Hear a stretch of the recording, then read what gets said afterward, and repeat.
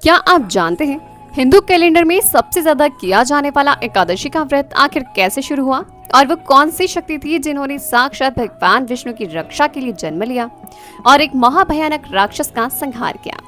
क्यों इस एक दिन के व्रत से मनुष्य के करोड़ों जन्म के पाप पल भर में कैसे भस्म हो जाते हैं, चलिए जानते हैं।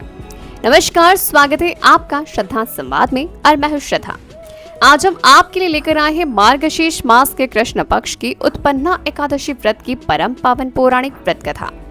आज के इस वीडियो में हम न सिर्फ एकादशी व्रत की कथा सुनेंगे बल्कि यह भी जानेंगे कि उत्पन्ना का असली अर्थ क्या है और इसके बाद आने वाली साल की सभी 24 एकादशियों का चक्र कैसे काम करता है। तो चलिए प्रारंभ करते हैं और श्रवण करते हैं एकादशी व्रत की वह अद्भुत अविस्मरणीय परम पावन पौराणिक व्रत कथा।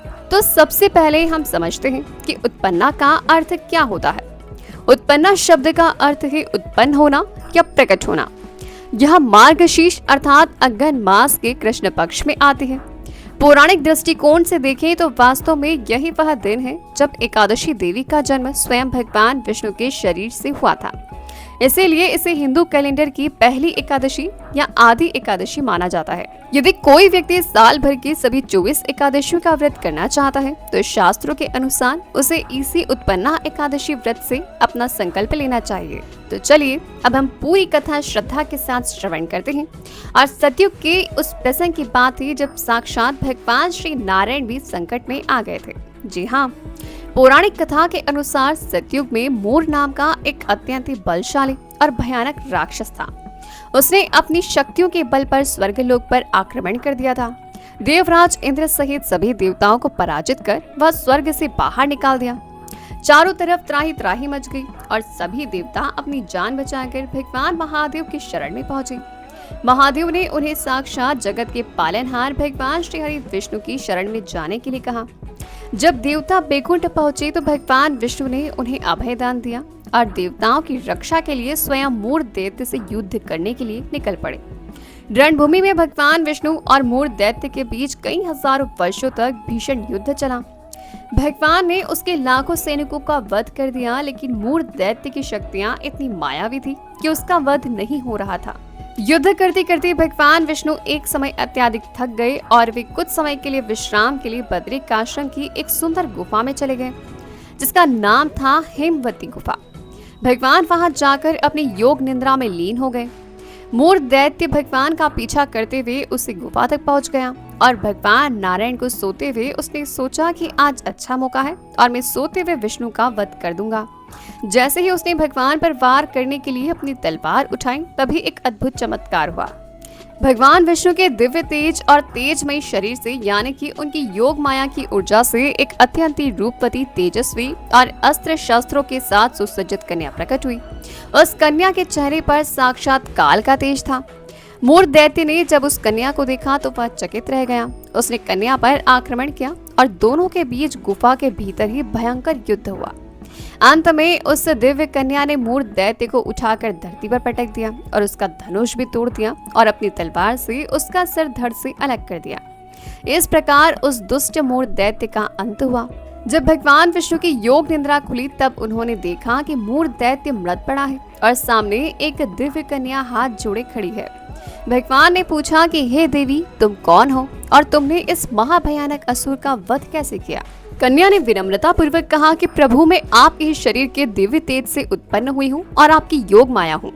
जब आप विश्राम कर रहे थे तब यह आप पर वार करने जा रहा था, तब मैंने आपकी रक्षा के लिए इसका वध कर दिया। यह सुनकर भगवान विष्णु अत्यंत प्रसन्न हुए और बोले कि हे देवी, आपने मार्गशीर्ष मास की एकादशी तिथि अर्थात 11वें दिन को मेरे शरीर से आप उत्पन्न हुई है, इसीलिए संसार में आपका नाम एकादशी देवी होगा। आज से आप मेरी परम प्रिय शक्ति के रूप में पूजी जाएंगी और आज यह वही एकादशी है जिनका आज हम व्रत करते हैं और भगवान विष्णु की उपासना करते हैं। तो यह थी एकादशी व्रत की कथा। लेकिन अब हम जानते हैं कि भगवान विष्णु ने एकादशी देवी को आशीर्वाद देते हुए 3 बड़े वरदान भी दिए थे और अब हम आपको उनके बारे में बताते हैं जो आज भी भक्तों के कल्याण का मार्ग प्रशस्त करते हैं। पहला है पापों का नाश। भगवान ने कहा कि जो भी मनुष्य इस तिथि पर एकादशी देवी का व्रत रखेगा, उसकी मानसिक, वाचिक, शारीरिक तीनों प्रकार के पाप तुरंत ही नष्ट हो जाएंगे। मोक्ष की प्राप्ति। एकादशी का व्रत करने वाले जीव को जीवन के अंत में यमराज का भय नहीं सताएगा, उसे सीधे बैकुंठ धाम में स्थान मिलेगा। सर्वश्रेष्ठ पुण्य। यह व्रत संसार के सभी तीर्थों में स्नान करने और बड़े बड़े अश्वमेध यज्ञ करने से भी करोड़ों गुना अधिक फलदायी सिद्ध होगा। अब हम चलते हैं अगले पड़ाव पर, जो कि है 24 एकादशियों का काल चक्र कैसे काम करता है। जैसा कि हमने आपको बताया था कि उत्पन्ना एकादशी व्रत से इस दिव्य तिथि की शुरुआत होती है। हमारे सनातनी कैलेंडर में हर महीने 2 एकादशियां आती हैं, एक कृष्ण पक्ष में और दूसरी शुक्ल पक्ष में। इस प्रकार पूरे वर्ष में कुल 24 एकादशियां होती हैं और अधिक मास अर्थात पुरुषोत्तम मास आने पर यहाँ एकादशियां 26 हो जाती हैं। क्योंकि बाकी एकादशियों की विस्तृत कथाएं हमने अपने चैनल पर पहले ही बता चुके हैं, तो अब हम संक्षिप्त में जानते हैं कि इस आधी एकादशी अर्थात उत्पन्ना एकादशी के बाद कौन सी एकादशी आती है और उनका क्या महत्व है। तो सबसे पहले आती है उत्पन्ना एकादशी। यह सबसे पहली एकादशी है और इस दिन एकादशी देवी प्रकट हुई थी, इसीलिए इसे करने से मोक्ष का मार्ग खुलता है। फिर है मोक्षदा एकादशी। मार्गशीर्ष शुक्ल पक्ष में आती है और इस दिन भगवान कृष्ण ने गीता का उपदेश दिया था। यह पितरों को मोक्ष दिलाती है। फिर आती है सफला एकादशी। पोष कृष्ण शुक्ल में आती है। यह अपने नाम के अनुसार हर कार्य को सफल बनाने और भाग्य बदलने वाली एकादशी मानी जाती है। फिर आती है पुत्रदा एकादशी। पोष शुक्ल पक्ष में आती है। संतान प्राप्ति की कामना और संतान की लंबी आयु के लिए यह व्रत किया जाता है। फिर आती है षटतिला एकादशी। माघ कृष्ण पक्ष में आती है और इसमें तिल के 6 तरीकों से प्रयोग होता है और यह शारीरिक कष्टों और गरीबी को दूर करती है। फिर आती है जया एकादशी। माघ शुक्ल पक्ष में आती है और इस व्रत को करने से व्यक्ति को पिशाच योनि या भूत प्रेत की बाधाओं से मुक्ति मिलती है। फिर आती है विजया एकादशी। फाल्गुन कृष्ण पक्ष में आती है। भयंकर कठिनाइयों, शत्रुओं पर विजय प्राप्त करने के लिए और भगवान राम ने भी यह व्रत किया था। फिर आती है आमलिकी एकादशी। फाल्गुन शुक्ल पक्ष में आती है और इस दिन आंवले के वृक्ष की पूजा होती है। यह सुख, समृद्धि और उत्तम स्वास्थ्य देती है। फिर आती है पाप मोचनी एकादशी। चैत्र कृष्ण पक्ष में आती है और यह अनजाने में हुए भयंकर पापों से मुक्ति दिलाती है।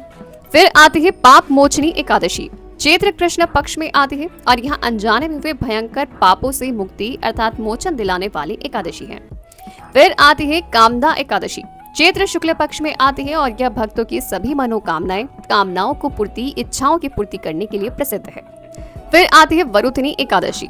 वैशाख कृष्ण पक्ष में आती है और यह सौभाग्य प्रदान करने वाली है और व्यक्ति को सुखी जीवन का वरदान देती है। फिर आती है मोहिनी एकादशी। वैशाख शुक्ल पक्ष में आती है और इस दिन भगवान विष्णु ने मोहिनी रूप धारण किया था। यह सांसारिक मोह माया से मुक्ति दिलाती है। फिर आती है अपरा एकादशी। ज्येष्ठ कृष्ण पक्ष में आती है। अपरा का अर्थ है अपार और यह व्रत करने से व्यक्ति को अपार धन और कीर्ति मिलती है। फिर आती है निर्जला एकादशी। ज्येष्ठ शुक्ल पक्ष में आती है और यह सबसे साल की कठिन एकादशी है, जिसे बिना पानी पिए अर्थात निर्जल रहकर ही किया जाता है। इसे करने से साल की सभी 24 एकादशियों का फल मिल जाता है। फिर आती है योगिनी एकादशी। आषाढ़ कृष्ण पक्ष में आती है और यह किसी भी प्रकार के शाप से मुक्ति दिलाने और कुष्ठ जैसे रोगों को ठीक करने के लिए की जाती है। फिर आती है देवशयनी एकादशी। आषाढ़ शुक्ल पक्ष में आती है और इस दिन भगवान विष्णु 4 महीने के लिए क्षीर सागर में सो जाते हैं योग निद्रा में और सभी मांगलिक कार्य इस समय रुक जाते हैं। फिर आती है कामिका एकादशी। श्रावण कृष्ण पक्ष में आती है और यह सावन मास में भगवान विष्णु और शिव दोनों की कृपा दिलाती है और बिगड़े काम बनाती है। फिर आती है पुत्रदा एकादशी। श्रावण शुक्ल पक्ष में आती है और संतान की रक्षा, खुशहाली के लिए इसका विशेष महत्व है। फिर आती है अजा एकादशी। भाद्रपद कृष्ण पक्ष में आती है। राजा हरिश्चंद्र ने अपना खोया हुआ राज्य और पुत्र वापस पाने के लिए यह व्रत किया था। फिर आती है परिवर्तनी एकादशी अर्थात पद्मा एकादशी।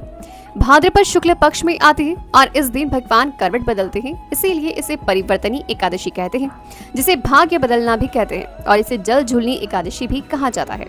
फिर आती है इंदिरा एकादशी। आश्विन कृष्ण पक्ष में आती है और यह पितृ पक्ष श्राद्ध पक्ष के दौरान आती है, जिसे करने से नरक में गए पितरों को स्वर्ग मिलता है। फिर आती है पापाकुशा एकादशी। आश्विन शुक्ल पक्ष में आती है और इस दिन मनुष्य के पापों पर अंकुश लगाती है और मन को शुद्ध कराती है। फिर आती है रमा एकादशी, कार्तिक कृष्ण पक्ष में आती है। दीपावली के ठीक पहले आने वाली इस एकादशी को करने से देवी लक्ष्मी अर्थात रमा अत्यंत ही प्रसन्न होती है और धन की कमी दूर होती है। फिर आती है देव उठनी अर्थात प्रबोधिनी एकादशी। यह वर्ष की आखिरी एकादशी मानी जाती है जो कि कार्तिक शुक्ल पक्ष में आती है। इस दिन भगवान विष्णु 4 माह की गहरी योग निद्रा से जागते हैं और इस दिन तुलसी विवाह होता है और देश में दोबारा शुभ और मांगलिक कार्य पुनः प्रारंभ हो जाते हैं। तो चलिए अब हम जानते हैं कि इस आधी एकादशी अर्थात यानी उत्पन्ना एकादशी के दिन हमें किन नियमों का कड़ाई से पालन करना चाहिए। अब हम आपको यह बताते हैं। सुबह सूर्योदय से पहले उठकर स्नान करें, हाथ में जल लेकर एकादशी व्रत का सच्चा संकल्प लें। भगवान विष्णु की मूर्ति को पीले फूल अक्षत अर्थात बिना टूटे हुए चावल लेकर ऋतुफल अर्पित करें और तुलसी दल अर्पित करें। पूरे दिन ओम नमो भगवते वासुदेवाय मंत्र का मानसिक जाप करते रहें। और इस दिन आपको क्या नहीं करना है, जैसा कि हमने पहले भी आपको बता चुके हैं। हम पहले भी इस विषय पर चर्चा करते आए हैं कि एकादशी तिथि पर घर में चावल बनाना और खाना पूरी तरह से वर्जित है। प्याज, लहसुन और मांस, मदिरा आदि के सेवन से पूरी तरह से दूर रहें। इनके विचार भी मन में न लाएं। पूरी तरह से जीवन को सात्विक बनाए रखें।